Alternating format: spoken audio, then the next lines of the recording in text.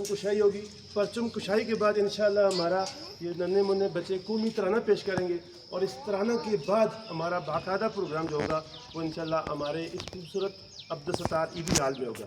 तो मैं आप सब की इजाज़त से भरपूर दुआओं से तमन्नाओं से हम दुआ करते हैं कि अल्लाह ताला इस परचम को सरबुलंद रखे। मैं मोहतरम नासिर दाऊद साहब हमारे मेहमान खुसूसी retired principal government college Sharwan और उनके साथ हमारे स्कूल के मुअज़्ज़ज़ प्रिंसिपल हमीद अहमद साहब फ्लैग होस्टिंग प्लीज सर। आप सर